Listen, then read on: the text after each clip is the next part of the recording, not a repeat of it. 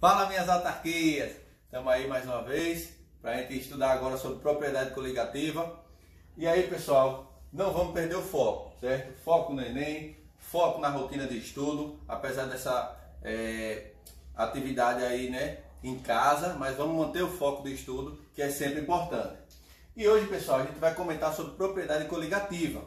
Veja, antes de falar um pouco sobre as propriedades coligativas, é importante aprendermos alguns conceitos, como, por exemplo, pressão de vapor e pressão de vapor e mudança de estado físico. Como é que ocorre essa pressão de vapor e como é que ocorre essa transição de estado físico aí?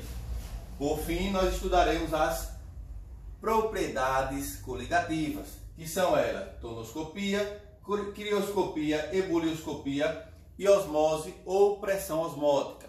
Vamos lá. Pessoal, as propriedades coligativas, elas são, na realidade, substâncias características que vão relacionar, pessoal, algumas partículas, que nós iremos chamar de soluto, e nós iremos relacionar esse soluto com um determinado solvente. Por exemplo, quando eu misturo água e sal, eu dou um formato, né? Eu trago uma característica de uma solução.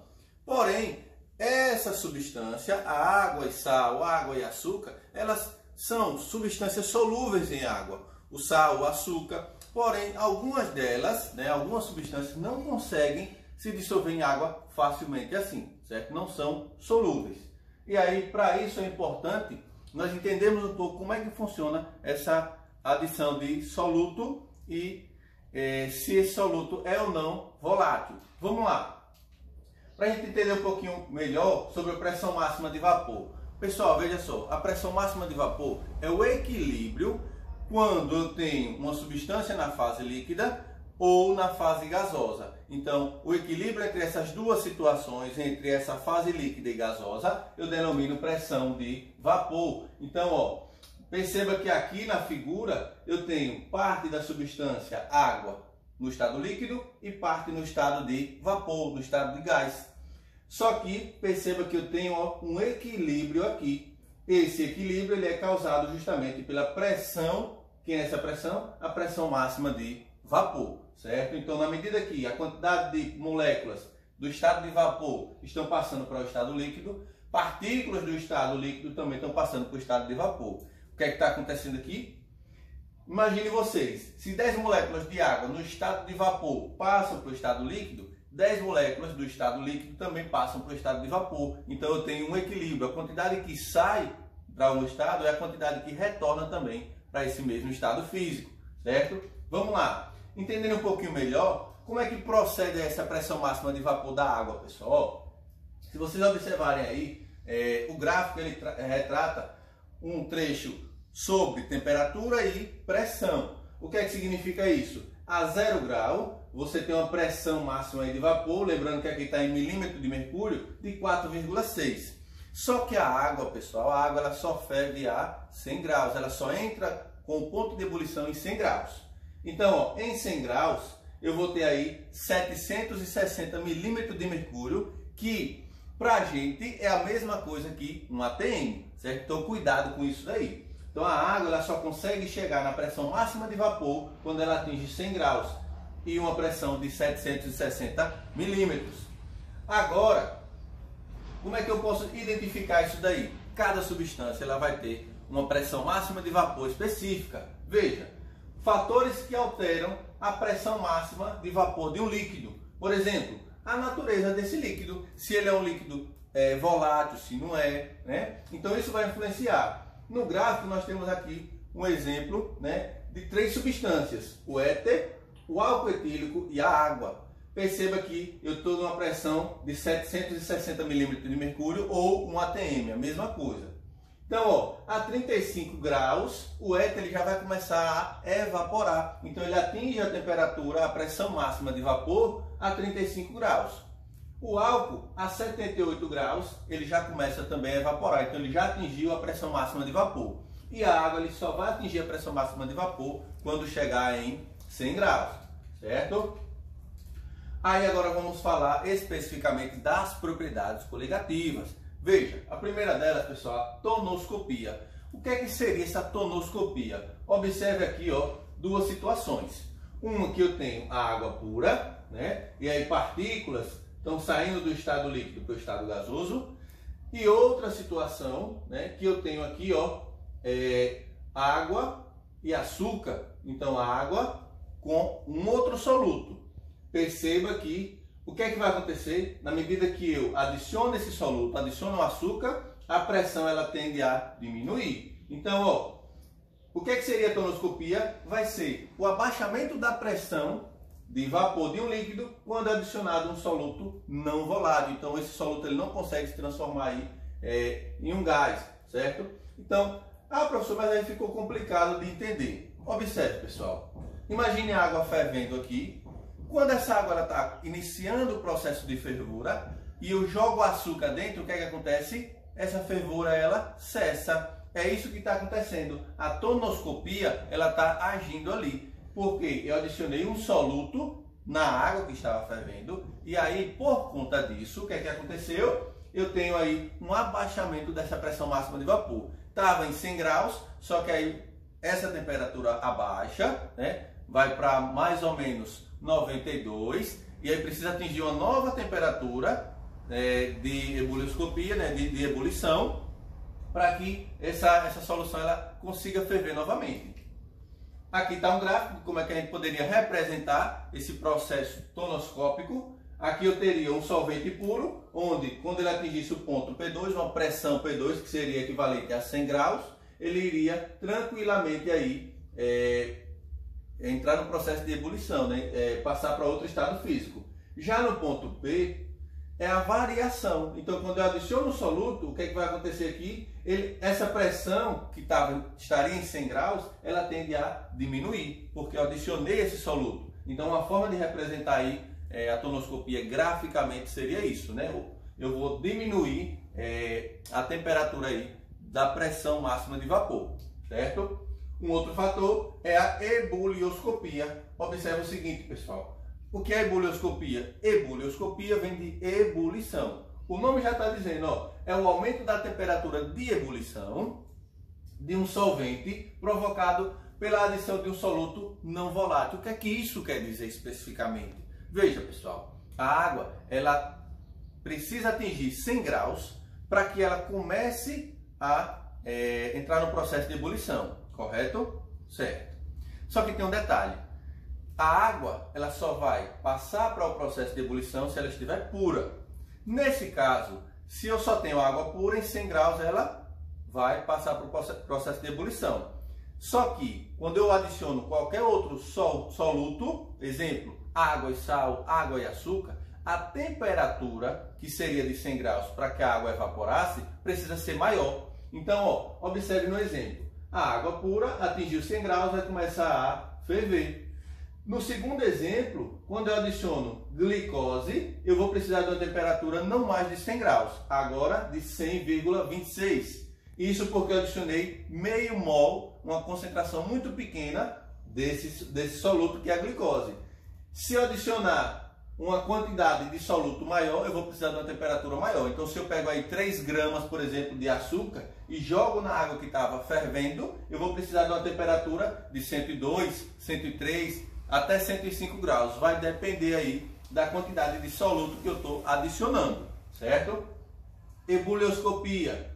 A ebulioscopia, pessoal, ó, veja, vamos retomando aí. Aqui está uma outra situação. Eu adicionei água pura, em 100 graus ela vai passar para o processo de ebulição. Já numa solução aquosa de 1 mol, já não vai ser mais 100 graus para que ela atinja o ponto de ebulição. Eu preciso de 100,52. Se eu adicionar 2 mols, na medida que eu aumento a concentração, eu também estou necessitando de uma temperatura maior. Então, é isso que justifica a ebulioscopia. Se eu adicionar a concentração, a quantidade de soluto maior, eu também vou precisar de uma temperatura maior, certo? Crioscopia, pessoal, o que é que seria essa crioscopia aí? É o estudo do abaixamento da temperatura de congelamento de um líquido, que nesse caso aí pra gente seria a água, né? Vamos tomar como base a água, por meio da adição de um soluto não volátil. Observe, a água a 0 graus, ela atinge aí, né, um processo de solidificação. Então, nesse processo de solidificação, ela só vai atingir a 0 graus se ela estiver pura. Só que, se eu adicionar qualquer soluto, por exemplo, se eu pego água e o café e adiciono na água, se eu pego o sal e adiciono na água, se eu pego o açúcar e adiciono na água, o que é que vai acontecer? Eu já não vou conseguir mais solidificar essa água a 0 graus.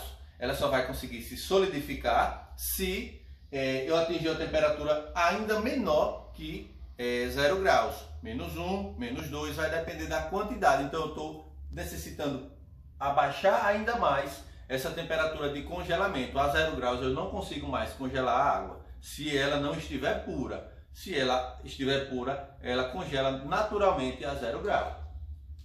Osmometria, pessoal, esse é o mais importante porque a gente precisa ter uma atenção maior, que é o que é mais cobrado no Enem. Pode ter certeza, das propriedades, essa é a mais cobrada no Enem. E a gente precisa de atenção para ela. Vamos lá. A passagem de um solvente para o interior de uma solução constituída do mesmo solvente por meio de uma membrana semipermeável. Eita, professor, ele me xingou todinho aí agora. Vamos lá. Ó, aqui vocês têm dois exemplos, certo? A água, certo? Desse lado, ó, água pura. E aqui desse lado uma solução de água mais açúcar. O que é que está dividindo essas duas soluções? Eu tenho água e açúcar e água. O que é que está dividindo ela? Uma membrana semipermeável, uma espécie de barreira. O que é que vai acontecer, pessoal? A água pura, ela consegue passar por essa membrana semipermeável, certo? Então essa membrana semipermeável só consegue liberar a passagem de água. Então a água ela vai começar, ó, a passar para o lado de maior concentração, para o lado, ó, que tem aí uma solução específica, que é água e açúcar. Então a água sai desse lado, que é a água pura, só tem água pura aqui, e vai para o outro lado, certo? O lado de maior concentração. Na medida que isso acontece, consequentemente o lado de A diminui, ou seja, a concentração de A aqui, ó, diminui, e a concentração de B tende a aumentar, porque eu estou recebendo água desse lado, então ela realmente vai aumentar, certo? E aí eu preciso lembrar do seguinte, na membrana permeável, o que é que vai acontecer? Eu tenho a passagem tanto do solvente quanto do soluto. Na membrana semipermeável, que é a desse exemplo aqui, ó, é uma membrana semipermeável, só consegue liberar a passagem de quem? Do solvente, que é a água. E na membrana impermeável não passa ninguém, nem a água, que seria o solvente, e nem o açúcar, a solução de água e sal. Por quê? Porque ela é impermeável, ela não passa nem soluto nem solvente, nem água, nem açúcar, nada, certo? Ela é impermeável. Como está se tratando aqui, ó, da passagem da água, né, que é a membrana semipermeável, a passagem do solvente para o outro lado, então, na medida que B aumenta, o que é que vai acontecer? Vai chegar um momento que a pressão externa, que é a pressão do ambiente, vai exercer uma determinada pressão nesse líquido. E aí vai impedir que a água agora passe para o outro lado, comece a passar novamente, né? Por quê? Chegaria um momento que a água vai estar passando, né, para o lado posterior, para o lado da solução B, e aí a solução B vai receber tanta água que esse líquido ele vai acabar saindo do frasco, ele vai acabar vazando aqui, certo? Estaria perdendo a quantidade de solução. Para isso não acontecer, a pressão externa do ambiente é exercida aqui, né, no líquido B, e aí o líquido B ele vai forçar a membrana, vai fazer uma espécie vai criar uma resistência na membrana, fazendo com que essa membrana ela entenda que agora a água já não pode mais passar também para o lado da solução posterior, certo? E aqui está um exemplo do que é que seria essa discussão que nós fizemos agora. Então perceba que a água pura ela vai começar a passar para esse lado, certo? Que é o lado da solução. E aí o que é que seria o processo de osmose, especificamente dizendo? A osmose, pessoal, é justamente isso. A solução que estava concentrada, ela vai ficar mais diluída porque ela vai estar recebendo água. Então, ó, a concentração da água pura vai diminuir. A concentração aqui da solução vai também diminuir porque ela está recebendo uma maior quantidade de água. Só que, na medida que a pressão externa ela é exercida aqui, é gerada uma pressão osmótica, que é esse trechozinho daqui, ó. Então, essa pressão exercida no líquido vai forçar a membrana a não permitir a passagem da água mais para o lado da concentração, da solução concentrada. E é justamente isso que nós chamaremos de pressão osmótica. Então a pressão que é exercida aqui, ó, nesse caso, vai impedir com que a água que estava do outro lado permaneça ainda passando para o lado da solução mais concentrada. É isso que nós chamamos de pressão osmótica, certo? Só para a gente entender também um contexto importante com relação aos tipos de células, né? As células elas podem ser denominadas em 3 configurações. Ou elas são hipertônica, ou isotônica, ou hipotônica. O que é que significa isso, pessoal? Soluções isotônicas apresentam a mesma pressão osmótica. Solução hipotônica apresenta uma menor pressão osmótica e a solução hipertônica apresenta uma maior pressão osmótica. Veja, observe o seguinte, na hipertônica eu não tenho uma grande quantidade de água aí, certo? Então perceba que a célula ela tende a perder uma quantidade de água. Na isotônica a célula permanece em equilíbrio, a quantidade de água ela é normal, certo? Já na hipotônica ela recebe uma quantidade de água aí muito grande. Isso aí vai causar também um dano para essa célula. Então é importante frisar essas distinções aí para cada tipo de célula.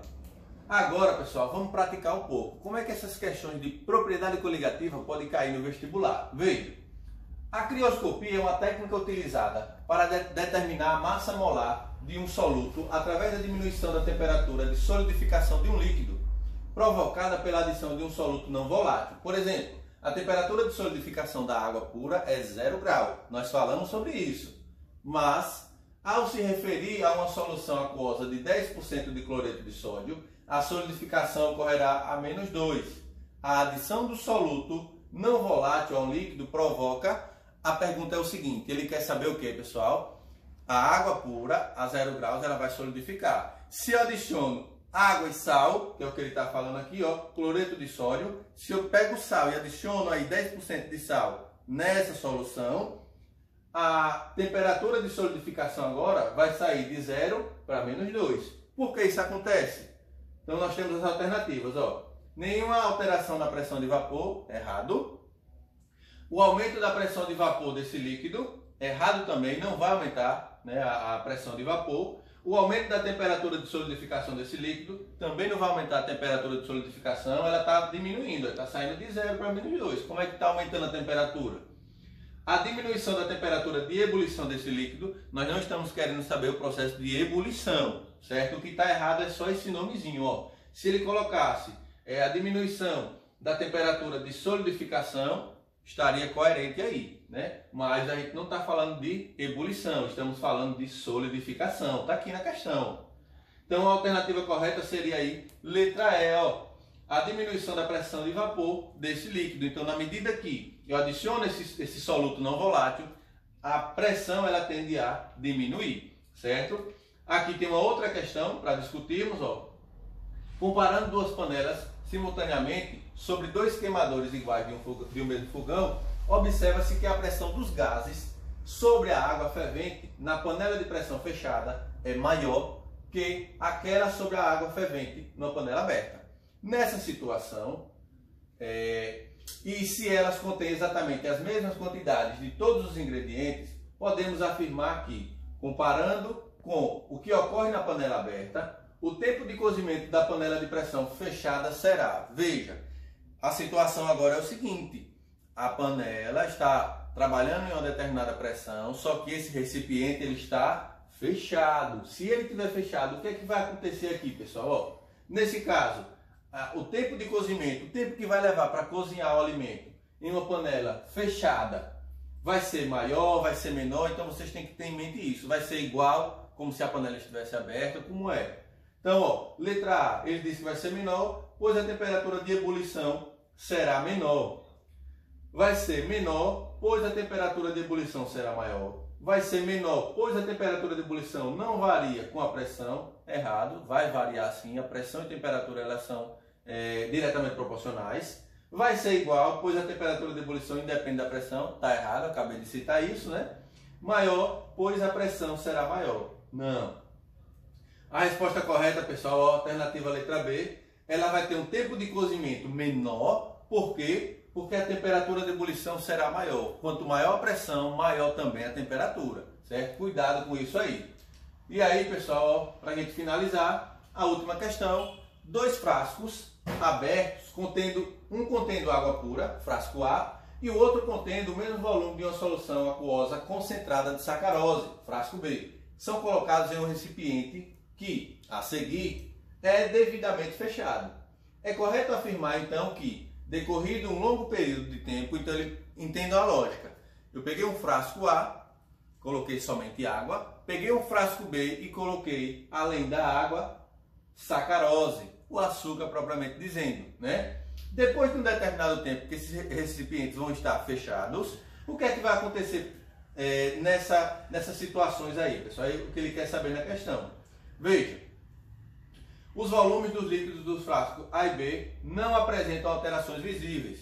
Errado, vai ter alteração, certo? Apesar de estar fechados, eles vão apresentar alterações. B, o volume do líquido no frasco A aumenta, enquanto que o do frasco B diminui. Errado, é o inverso aí, ó. Alternativa correta, pessoal, letra C. O volume do líquido no frasco A diminui. Existe um processo chamado de vaporização. Apesar do recipiente estar fechado, o que é que vai acontecer? A água por si só ela vai evaporar, ela vai sair para o estado de vapor, o estado gasoso. Já o B, pessoal, o açúcar, quando ele está em temperatura ambiente, se ele receber um grau de aquecimento aí indevido, o açúcar tende a derreter. Então ele está no estado sólido, passa para o estado líquido. Só que, como ele está dentro de uma concentração aí, certo? Ele está em uma concentração misturado com a água especificamente, ele tende a aumentar o seu volume. As partículas do açúcar se dissociam aí facilmente na água. Essa dissociação ela vai aumentar o volume aí, certo? É isso que vai acontecer nessa questão. E aí nós finalizamos mais uma aula, certo? Estudo, eu vou estar passando uma lista de exercícios aí para vocês acerca desse conteúdo, e eu peço a vocês que pratiquem em casa. Qualquer dúvida, pode mandar mensagem. Um forte abraço e espero revê-los o mais breve possível. Até mais!